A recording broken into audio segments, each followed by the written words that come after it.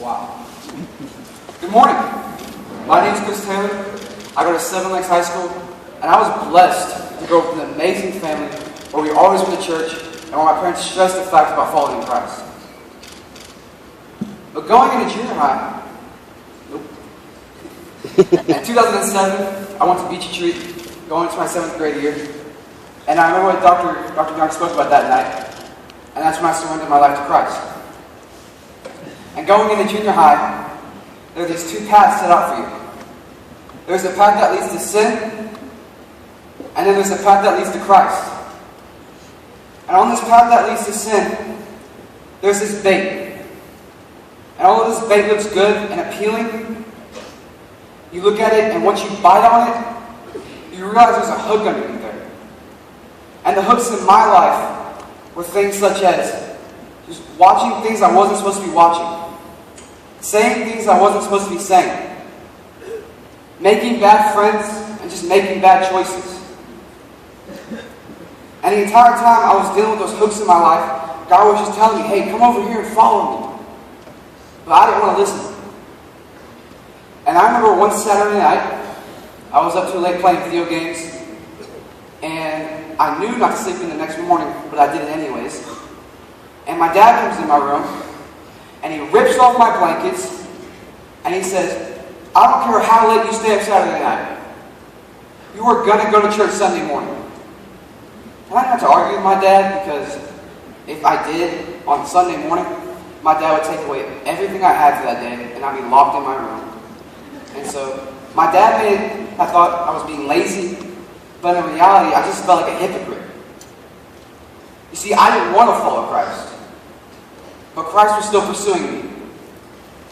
And just how I didn't want to follow Christ, we're going to read about a man named Saul. How he didn't want to follow Christ, but Christ was still pursuing him. If you would open your Bibles with me to Acts chapter 9, verse 3.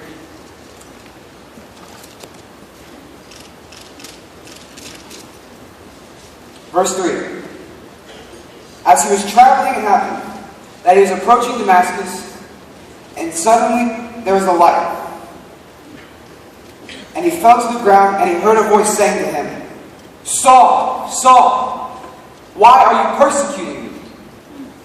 And he said, Who are you, Lord? And he said, I am Jesus, whom you are persecuting. But get up and enter the city, and it will be told what you must do. And if you read later on in that passage, you see that Saul was so shocked by the encounter he experienced with Christ that he couldn't eat, he couldn't drink, and he couldn't see for 3 days.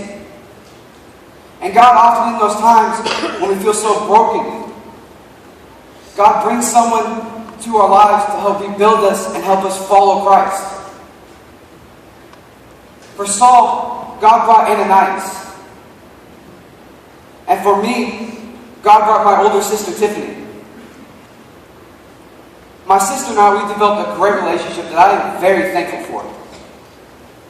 And last April for my birthday, my sister got me these Passion tickets. Now, I didn't know what Passion was, so I was kind of like, okay, cool, thanks. And so I just kind of let it fit. But later on in the day, I wanted to know a little more about it. So I went up to her, I was like, hey, Timmy, can you explain it to me? Like, what is this thing? And she was like, oh, it's where 60,000 plus high school seniors and college students just come to worship the Lord. And some of the most well-known speakers and some of the most well-known artists just come and help lead us in that worship. And I was like, oh, sweet! When are we going? And I was thinking sometime between midsummer or sometime in early August. No. It was in January. So I had to wait for an awesome birthday present for 8 months. And through that 8-month trial, God was still saying, hey, come follow me, when I was still dealing with the hooks I had. So we finally get to Passion the first night, and I was so broken that I finally prayed to God. And I said, God, just open my eyes, my heart, and my mind. And the Lord spoke that night, and he spoke through one of the speakers. And the speaker said, God wants to do immeasurably more than you know. And right when I heard that, I stopped walking down the path of sin. And I turned around and I started walking towards the path of Christ. And now every day in my life, I've tried to make my life more about Christ and less about me. And just how Saul's life changed dramatically, so did mine.